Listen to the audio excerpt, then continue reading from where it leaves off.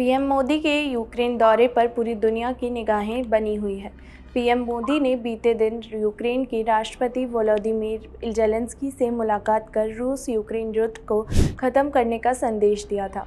इसी बीच पीएम मोदी से मुलाकात के बाद ज़ेलेंस्की ने कहा कि यूक्रेन भारत में कंपनियां स्थापित करने के लिए इच्छुक है।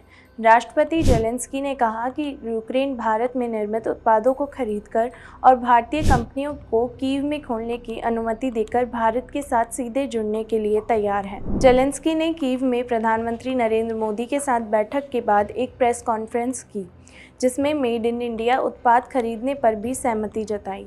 ज़ेलेंस्की ने कहा कि हम आपकी कंपनियों को कीव में खोलने के लिए तैयार हैं और हम भारत में अपनी कंपनियां भी खोलने के लिए तैयार हैं। इसीलिए हम इस तरह की बातचीत और इस तरह के काम करने के लिए तैयार हैं। इसी बीच विदेश मंत्री एस जयशंकर ने कहा कि प्रधानमंत्री नरेंद्र मोदी ने अपनी वार्ता के दौरान वोलोदिमीर ज़ेलेंस्की को भारत आने का निमंत्रण दिया है।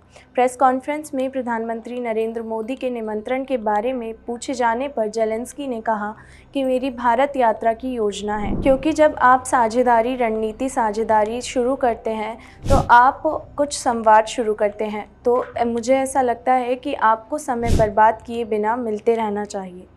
अगर हमारी मुलाकात भारत में होगी तो मुझे खुशी होगी। मैंने आपके बड़े और महान देश के बारे में बहुत कुछ पढ़ा है।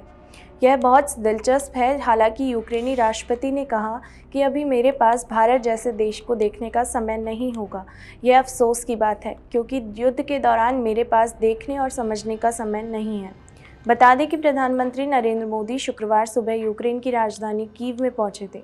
कीव पहुंचने पर भारत माता की जय के नारों के साथ उनका जोरदार स्वागत हुआ था। उन्होंने यहां करीब 200 भारतीय नागरिकों से मुलाकात की थी। इस दौरान पीएम मोदी का स्नेह साफ झलक रहा था।